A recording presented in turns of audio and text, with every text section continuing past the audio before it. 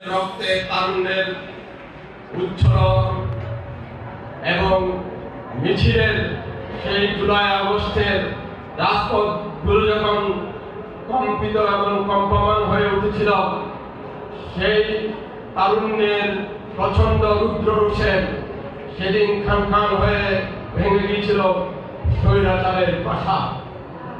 আজকে সেই July August শেষ হয়ে এক নতুন বাংলাদেশ হয়েছে।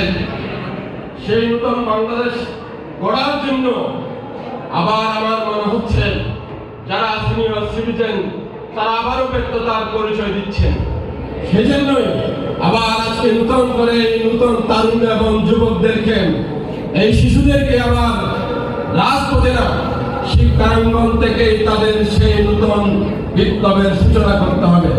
মেধা শিক্ষার মাধ্যমে এবং এই দেশকে গঠন করার মাধ্যমে তাদের হৃদয় এবং অন্তরের মধ্যে যে আকুতি রয়েছে, যে চিন্তা রয়েছে, সেটা যদি তারা কাজে লাগায়, তাহলে আমরা মনে করি সিনিয়র সিটিজেনের মাধ্যমে যেটা সম্ভব নয়, তারুণ্যের মাধ্যমে, যৌবনের মাধ্যমে, এই ছোট ছোট শিশু এবং তরুণের মাধ্যমে, ছাত্রদের মাধ্যমে, ছাত্রীদের মাধ্যমে সেটা সম্ভব হবে।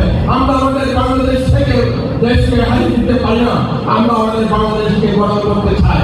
আজকে যে বিতর্ক প্রতিযোগিতা হচ্ছে, এই বিতর্ক প্রতিযোগিতার মাধ্যমে শুধু তার্কিক সৃষ্টি হচ্ছে না, এই বিতর্কের মাধ্যমে একজন মেধাবী ছাত্র, একজন মেধাবী ছাত্রী সৃষ্টি হচ্ছে, যারা তাদের মেধা, যোগ্যতা, প্রতিভা এবং শিক্ষার মাধ্যমে আগামী দিনের বাংলাদেশকে গঠন করবে।